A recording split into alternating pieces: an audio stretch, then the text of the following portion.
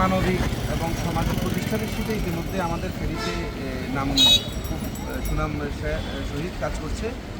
গত বছরও এই 250 সদস্য বিশিষ্ট সদর হাসপাতালে সাধারণ মানুষের রোজাদারদেরকে ইফতার করানোর জন্য উদ্যোগ নিয়েছিল, এবছরও করতেছে।